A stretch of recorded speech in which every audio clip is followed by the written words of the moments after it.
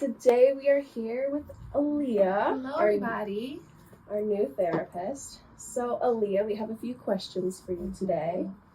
So, what unique perspective are you excited to be bringing to New Connections? So, I have a passion of working. I've worked with all different, people, but I definitely have a passion of working with specifically persons of like BIPOC. In our community, while it's increasing, like mental health awareness, it's still this very hush hush. You don't go to therapy, you don't talk about your problems. So I really want to create a new narrative around mental health specifically and advocate within my community. So I'm hoping that I can bring that to Newco. So, what drew you to psychology in the first place, and what led to that eventually becoming a therapist? So I'm so intrigued with human behavior and why we do the things that we do. I've always been interested in that just that area, and to know that I could actually do it for work was great. It didn't start out that way though. My mom wanted me to be a nurse, and funny enough, I'm Jamaican, so a lot of Jamaicans typically do like the healthcare field. Nursing's a big thing, so she kind of told me like, you need to do nursing. You're not gonna make money as in psych. So I went pre-nursing, and it was my first semester was horrible. I was so unhappy, and I always knew that I just wanted to go into psych. So after my freshman year, I said, I need to just follow my passion, because I was coming from like an AB student, and now I failed my first class in college, which was human anatomy. And little fun fact, I don't even call it a fun fact, but I cried in my car for like 45 minutes straight. I didn't know what that felt like, but I realized I wasn't following what I really wanted to do.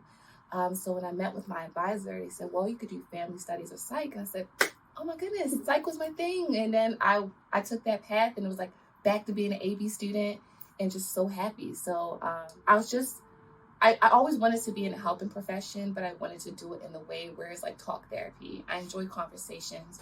I enjoy connecting with people, and especially in therapy, you connect with folks in an intimate space.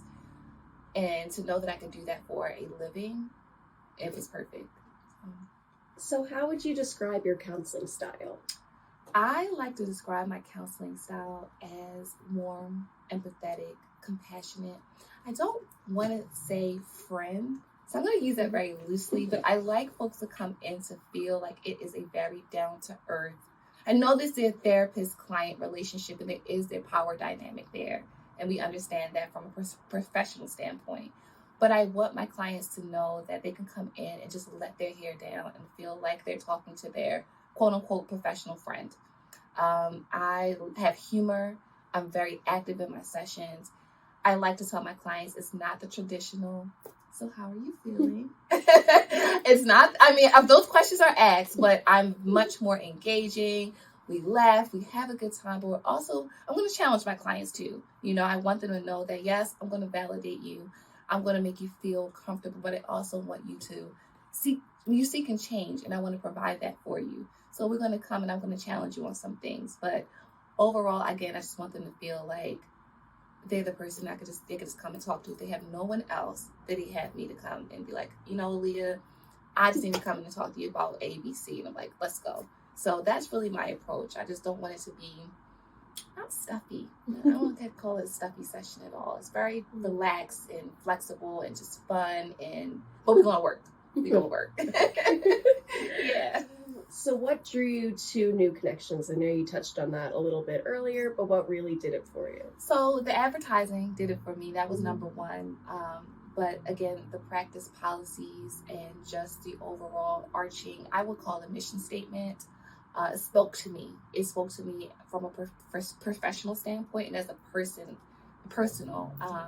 I love Kathy's vision. I love what she's done with her practice. I'm inspired, to be quite honest, and I feel that I could learn so much from her.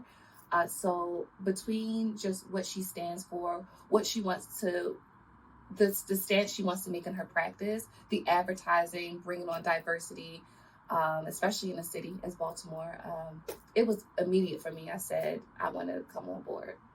So how do you incorporate cultural diversity and inclusivity into your practice?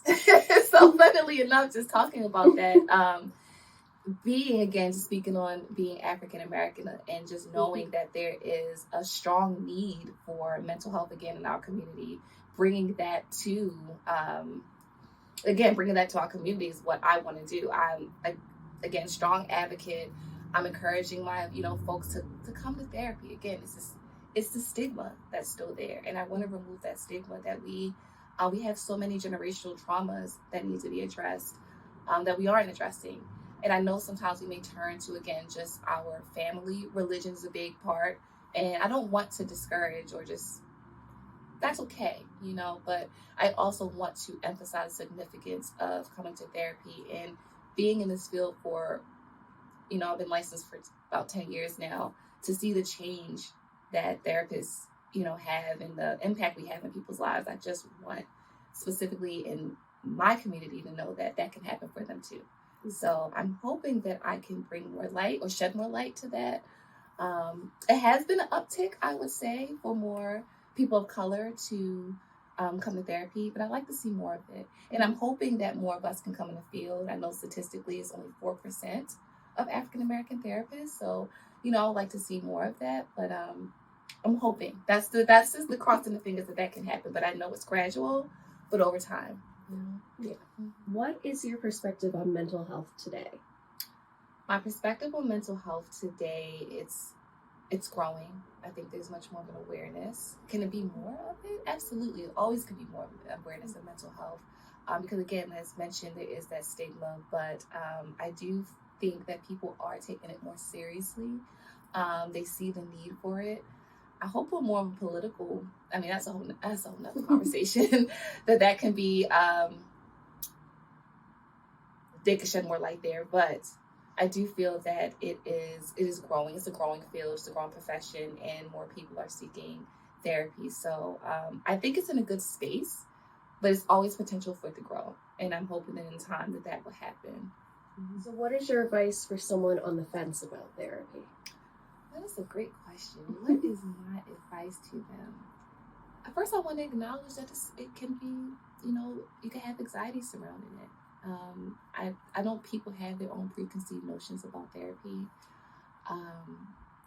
It's introspective, so people may not want to kind of face the man and the woman in the mirror to seek a change that they need to improve their lives.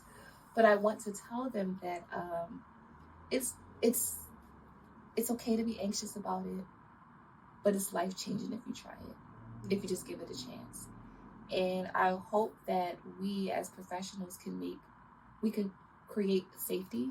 That's what we do as therapists, right? We create that space of safety, that comfort, that support, and that encouragement to show people that it's okay to be vulnerable. I know a lot of people are afraid to be vulnerable, and it's another reason why they shy away from therapy, but it's important, and I want to emphasize that you have a space to just be naked and come in, show it all, bear it all, and again, improve your life, improve your overall quality of life. So, but again, I don't want to not acknowledge the anxiety surrounding it, but I want people to know that it's okay. And I like to tell my clients, you're not alone. I tell them that just picture your therapist. We're on a path. I'm beside you, walking hand in hand, and I'm helping you and I'm guiding you. So you're not alone in this journey. And I hope that it can bring some comfort to them to say, it's a little scary, but I'm gonna be okay. From your background, you mostly focus in couples therapy. Am I correct in that? So actually, my passion is couples. Mm-hmm. I've done couples work, and I'm currently doing more training in couples work. Individuals and couples, specifically young adults have been like a huge passion, but I would say those are the two areas of concentration for me. But I definitely would like to focus more on couples work. So what are your thoughts on toxic relationships and red flags and how to find them? I like to be aware of them, not find them, but be aware. Well, here's the thing, and maybe I'll ask you this, right? I don't know if you want to jump in this with me, but I think everybody has their own definition of what red flags are. Mm-hmm. For me, I look at red flags as something that doesn't just feel right to you, something that doesn't align with your core values or your beliefs or your principles. So that's how I may look at red flags. Maybe what would you say for your red flags? Because again, everybody has a different. Anything that gives me a bad feeling in my stomach.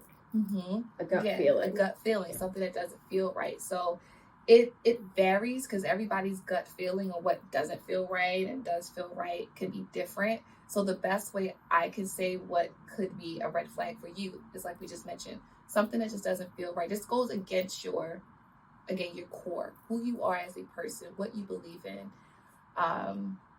So I would say that as far as toxicity, anything that strips your happy to me is toxic. Anything that you don't, and I find in relationships that you don't grow as an individual as well as a couple, I find that to be toxic. Any type of abuse, well, no matter whether it's verbal or physical, emotional, mental, we don't even really talk about the abuse and the cycle of abuse. That's also toxic. It's so many different things, but if you're not growing, if you're not happy, that is what I would define as a toxic relationship. All right, and last question. What moment are you most proud of from your years of therapy work? Making it come. It's a long road, and I don't think people know. It's funny, I was just talking to my nephew about this yesterday. He wanted to know more about what I do, my profession, how I got here. Just sticking it through. You know, going 4 years in undergrad, 3 years of grad school, a 9-month internship, you know, working full time and doing all of that, taking the national boards, just the whole road to getting here and to still be doing it. I'm most proud of just the journey because it was tough. I'm not even going to lie. Someone said, would you do it over?